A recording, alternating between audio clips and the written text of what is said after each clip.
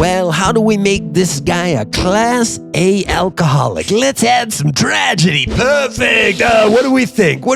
How about some death? Death of a loved one. Yes. That was the kickstart to that Well, dark road. It was the kickstart to the final chapter.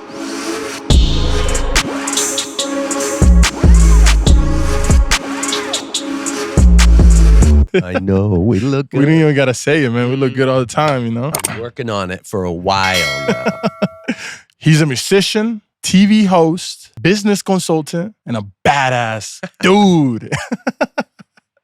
My guest, Terry Burden. I don't think I ever got one quite like that. Hell yeah. About it. Hell Thanks, yeah. man. You already know, man. Take me back. I want to go back to the childhood, bro. I want to go back to childhood. All right. Yes, I want to take it all the way back, Terry. Let's go. How was your childhood, man? Born and raised in the Midwest, Clinton, Iowa. It's on the Mississippi River. It's kind of an old-timey town. It's a farm town that's now kind of doesn't really have a purpose anymore. It's kind of a sad thing that, you know, there isn't anything for the town to grow. My parents were definitely very, very Catholic. And, you know, I missed maybe this many, right? Mass on Sunday and, you know, confirmed and everything like that. So, you know, my hometown's a nice place, nice people. It's staggeringly white. Of course, I say that it's probably not now, you know. I mean, the world has changed. There were Asian kids in my graduating class. There were African-American kids. Not really any Latinos at that time, but I think that... When was that? Well, let's see. I got out of high school in 1983. I went to undergrad in Iowa at Drake University in Des Moines, which is the biggest town in Iowa. It's about 300,000. Oh, wow. I got out of Drake University in 1987. So I went straight from high schoul to college and then to graduate school. The 80s, bro. Dude, the 80s, bro. Man, the 80s are just, I feel like the 80s are always going to be coming back, man. Special, bro. Woo. People who were partying so hard in the 80s. Yo, dude. I feel like there's never going to be another generation that partied as hard as the 80s. I think... I don't think so, bro. I think you're probably right. I mean, there was no phones back then, there's bro. no phones. So shit just happened. Nobody knew. Yeah, it was just pictures, dude. And pictures you can't really tell what happened. No, it's not the same, man. It's not bro. the same. It wasn't like you go to a party and there's like A fucking 10 guy people with a camera, right? You could have like tell like, yo, put your fucking camera down. Right. Nowadays it's just We're like about to cut up some cocaine, right? yeah. Nowadays it's hard, bro, because nowadays, you know, they even got those glasses that record shit. No, you can't even tell who's recording. You can't even tell. Yeah, totally. The 80s was just different, you know? Yeah, I think, of course, alcohol, but like there's some comedian who tells a joke, you know, and it's like, we really thought the cocaine was good for you, man. Like, seriously. I mean, until Len Bias died. And that was a big change, seriously, like culturally. Oh, okay. I'm not just saying what my experience was because, you know, I mean, I was a basketball fan and, you know, here's the #1 pick in the NBA and dropped dead, dude, and it was completely from just doing a grip of cocaine, dude, on his celebration for being picked the #1 draft choice. Dead. That's crazy. Yeah, dead, dude. So that's what you think shifted the culture and be like, hey, we should really look into this. I mean, you know, it takes a lot to shift, especially a highly addictive behavior. It's like, oh yeah, you're about Len Bias, right? Do you think rock and roll had a big saying in all of that? Oh, sure. I mean, you know, the glorification of all of it, right? Yeah. I mean, rebel behavior in general, but also, you know, fun behavior. I mean, I didn't drink 100 million cocktails because I hated them, right? Because I was always having a bad time. Like, there was another reason. It was why. really good. Yeah. I don't know who I was listening to, but they said, someone said, drugs or drinking is not the problem, right? Oh, that it's medication. Yeah, it's a a way to medication. get away from what the actual problem is, and that's Right. reality, whatever you're going through and what's hurting you. Right. You know? Absolutely. And there's no question. A lot of the times we judge the act, and it's no, like it should be why. How can we help with that? Right. And how can we lead people out of that instead of giving them ultimatum? Right. Punishment. When you give punishment or ultimatums, it just makes you want to do it more because you don't want to listen to nobody. Well, certainly when if you're out there, right? If you're on one for whatever period of time, and I mean, we all know from our earliest days of partying, right? The people who are just like, they gotta look in their eyes like, whoa, man, no, I don't think I'm going out with those guys. Yeah, exactly. You know, man. I thought you wanted to party. I do, just not like that. The 80s pass, right? Yeah, the 80s pass. You graduate. Went through school. Yeah, I went to work in finance. Lived in Chicago for just a little bit, and then I went to Atlanta, and I was in Atlanta for most of my 20s. Blue suit, red tie, dude. It was the definitely like young Republican looking version of your pal Tear for sure. 80s vibes of like, you know, your career is fucking everything. Right. There's like 300 people between the age of 23 and 30 in a workplace office for like 50 or 60 hours a week. So all kinds of fucking bizarre, crazy shit because it's like that becomes your whole life, you know, 60 hours a week, right? Did you get tired of that?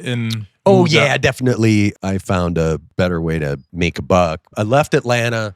I got this job for this small niche consulting firm in San Diego, California. And moved to Cali, man. I moved to Cali and like Sublime was hitting. And I mean, you know, West Coast was already, man. It was a really cool time culturally. What year was that? I moved to San Diego in 1997. So yeah, man, I'm fucking 58, man. I've been doing shit, dog. So California, how was the experience in California? Man, it was really interesting because Atlanta is a really beautiful place. Yeah, I mean, culturally, there's an ease in the way that people just get on together. You know, it's just like whatever the task is. If you're, you know, working together or your opponents or whatever, there's still like some vibe. That's just, it's, you know, call it what you want. Southern hospitality, Southern charm. And so I can relate to that because in Latin countries, it's kind of like that. Right. You Right. know? Yeah, absolutely. Absolutely. Yeah. It's a well, there's just so many less white people involved in everything. So it's just more chill.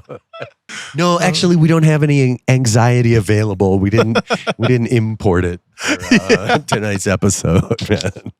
Atlanta, which was very groovy. And my initial experience with California, and I spent time in LA. Even when I moved to San Diego, I was going up to LA for work, for clients and things like that.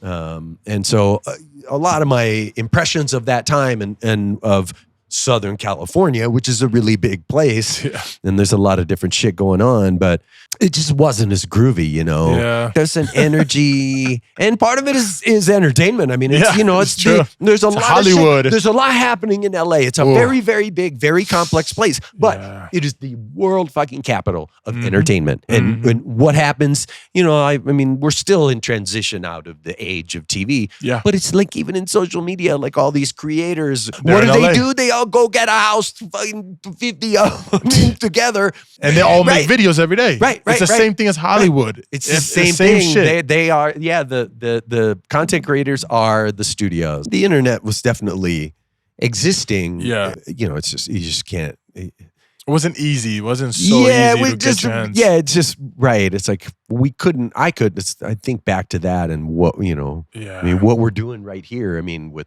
you know, plug in. This was back then. It was impossible. You had to have you a whole crew. You were top of the world, man. My God.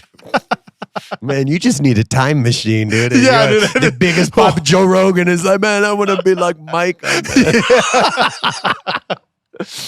We just got to make the machine, dude. Yeah. Anyway, it was just a weird time because it's like, here I am in LA. I'm totally a performer. Yeah. Except I just went a different route, you know, into business and stuff like that. And I definitely had sadness in those days that I felt like, you know, my chance, not just to perform regularly, but to be known for it to be my identity, you know, so that when I walk down the street in Park City, people go, oh, there's Park City TV guy. You know, that was a version of that I was very fortunate to experience later, far long after I ever thought oh, I missed my chance or whatever. But you always yearned that feeling, right? Of being known for something that you did. I don't know. I've thought a lot over the years, the difference between like an artist, an entertainer, and a performer. Right? It's like, well, they're kind of the same, but they're kind of not. Like, there's differences. Yeah. I figured initially that I was a performer because I did theater in high school, and I really liked, it's like hanging out with people who like to do the same kind of stuff and getting to perform. And then I did this TV thing, and that's entertainment. When does Terry move into Utah? In, what was it, about 2009. So you get to Utah, right? Yep. Whole new experience. When did the Park City TV opportunity come to you? So I was down in Utah County. I was in Orem for about a year and a half. Moved up to Park City, and man, it wasn't very long that I was in Park City, and man, just like a sitcom about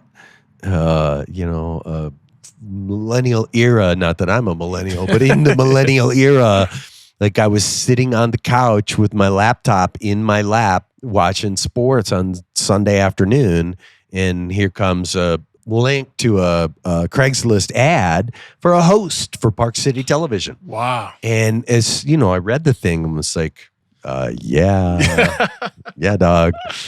And so literally that afternoon I got a reel together, but I got some video and got it transferred to a DVD.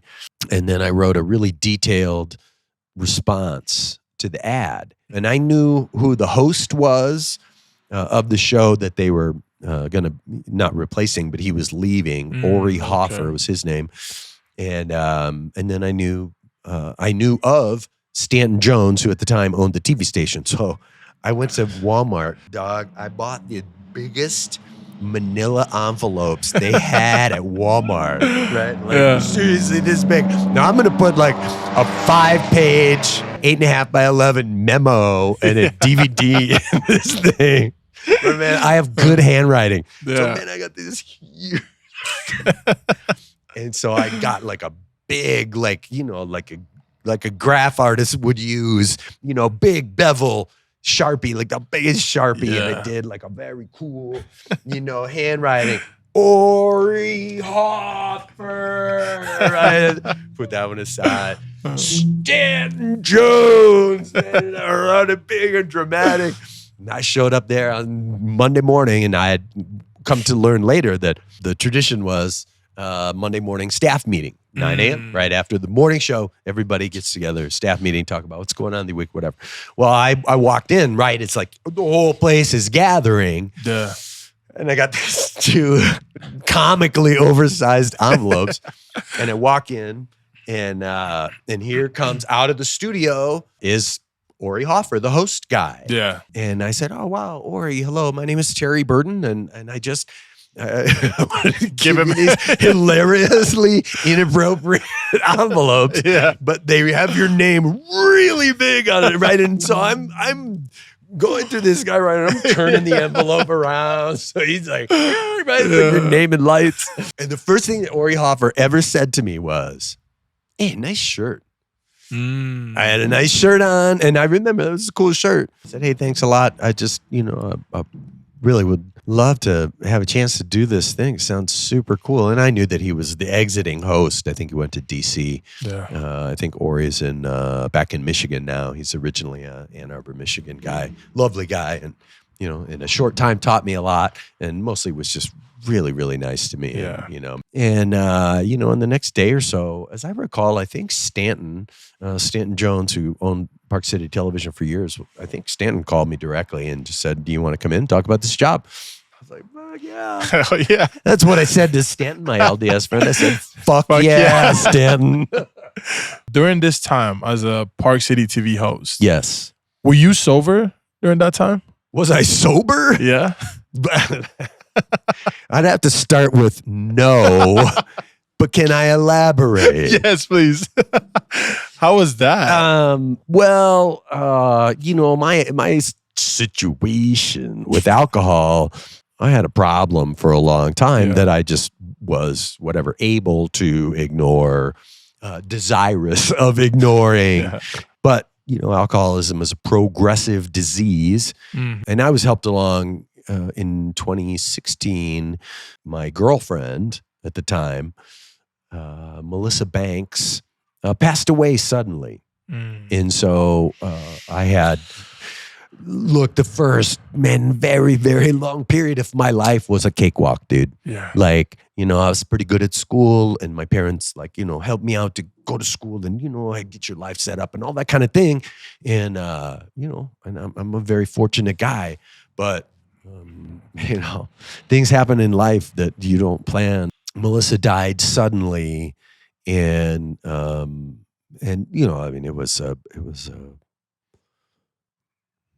it was unlike anything I'd ever experienced in my life. Bro, and yeah, a really beautiful person. Yeah. And, I realize now in the work that I've done in the ensuing years that the first big thing was if you just go I, me, my, then I lost a partner, a beautiful companion. I'm a red-blooded guy. Yeah.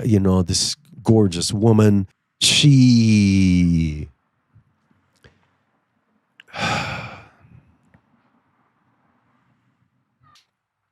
Melissa went out on top, and she, we were working out. We'd go. It's the only time in my life that I've ever been in a relationship where it was like, hey man, let's hit a 3-mile jog. Damn. Right? That's beautiful, bro. Beautiful, dude. And we'd have a little spoon to the tree or whatever, right? And just good vibes and great times. And I feel fortunate that that I got to be a part of that end of her life where we were having a great time. And I had an agreement in principle on a house in Heber. Wow. I would have been living here for a bunch of years now. Damn. But that definitely was kind of the well, how do we make this guy a Class A alcoholic? Let's add some tragedy. Perfect. What do we think? How about some death of a loved one? Yes. Right. It's so heavy. That was the kickstart to that dark road. It was the kickstart to the final chapter. Yes. Yeah. Right. Where it's like, everybody knows how this shit's going to end. Cycle. Right? Yeah. Right. And it's like, so I'm sure people are talking, Terry. Yeah. It's like, poor guy, but wow, he's really hitting the booze hard. Right. And that situation is so hard because how can you judge somebody who's just trying to feel better from such a pain? I feel like I got a lot more than judgment was enabling, really. But living in Park City, party town, and I'm right that every night. That doesn't help. Yeah, every night I'm, because I went right back as soon as Melissa passed away, and we went to Texas for her funeral. Like I came back and went directly on air. I came back Monday night and went back on the air on Tuesday, and I just kept going. Ultimately it was unhealthy and fucked up because for the most part I was sober on that show. I really loved doing it, and I wasn't a wake up and put a shot of vodka in my orange juice kind of guy. I did all my damage after dark, but also there was quite a lot of drinking on the set, on camera, on television, live. There was a lot of partying too. That was like, I just don't have any space to look in the mirror and be like, bro, like, what are you doing? I know it's real sad that your girlfriend died. But life doesn't end here. Yeah, and you're not acting like you want to keep living. Being realistic with yourself, and part of being a mature human being is admitting like, wow, dude, you drank a lot of alcohol last night, bro. Like, what the fuck? Yeah, and it's like, well, yeah, but I went for a run. It's like, dude, you went for a run in which you dry heaved, bro. Come on. This is right. It is laughable. Yeah, but, it's that kind of place that you get to that, again, in my case, it's dark. And honestly, it's not right to say my girlfriend dying was an excuse, because there are people that lose loved ones every day that don't turn into babbling drunks. It was for sure a cope, though. Yeah, you needed to cope some way. Yeah, and it was all I had because I wasn't being honest and realistic with myself before that. So it wasn't like, oh, you know what? My girlfriend died, so I'm going to stop meditating and stop doing yoga and stop running 4 times a week and just become an alcoholic. No, I was an alcoholic before that. And I had let go of all of those things that now I'm in a whole different headspace of life of pursuing that.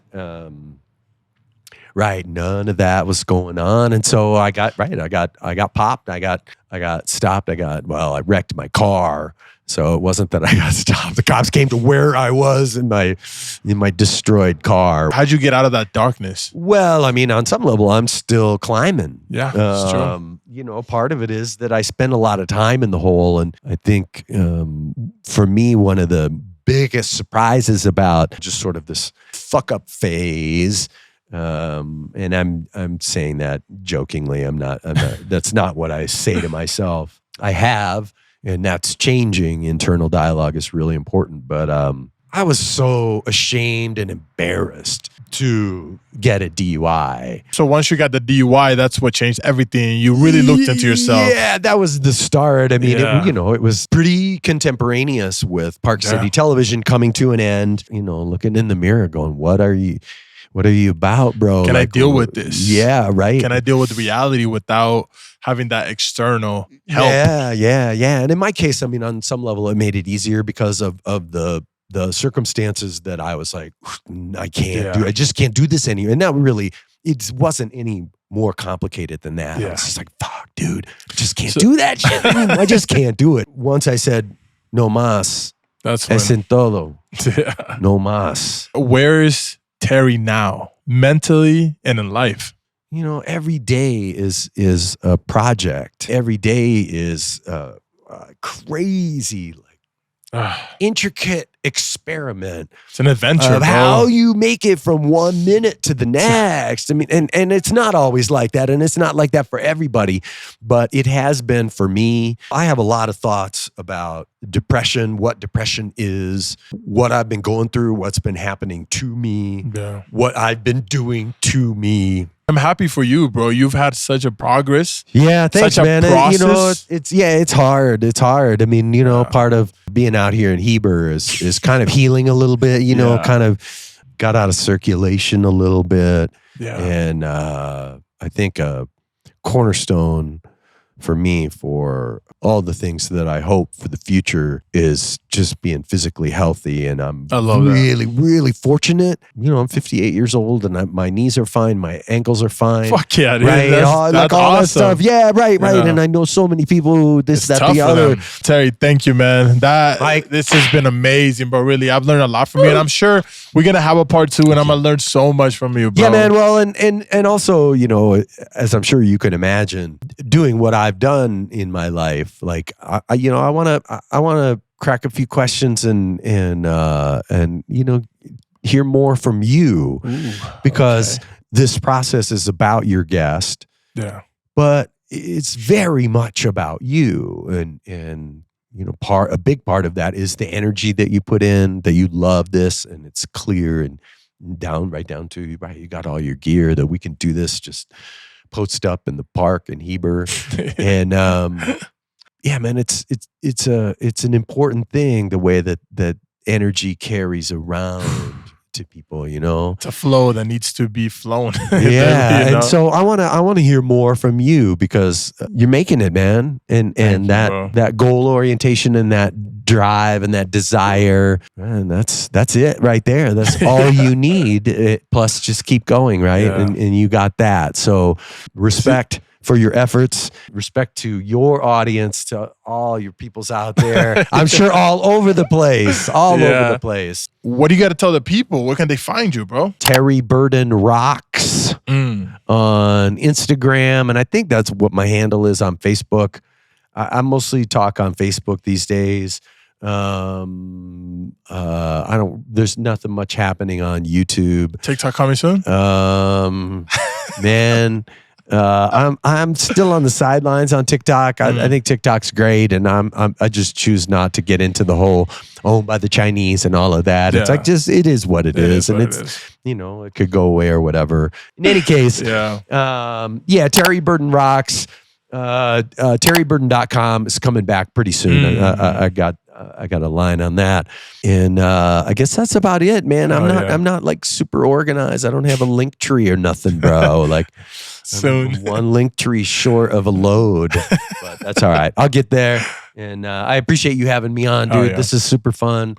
For you guys, thank you so much for being here. You could have been anywhere else in the world, but you're right here with us right now with Terry and Maikon.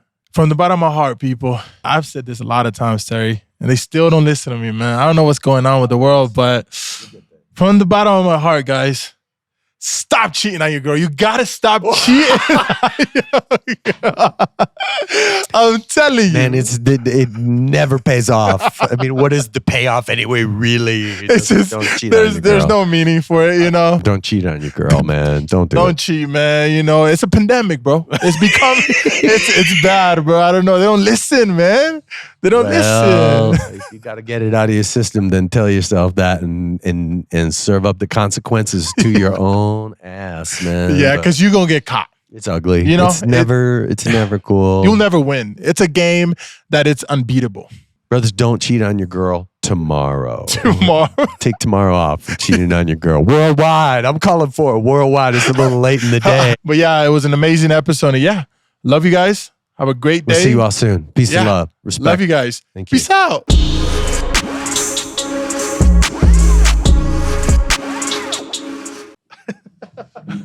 Yo, I got a piece so bad. Oh, dude, right? I got a piece so bad. Oh, dude, that was awesome, bro. That was awesome. That was fucking amazing.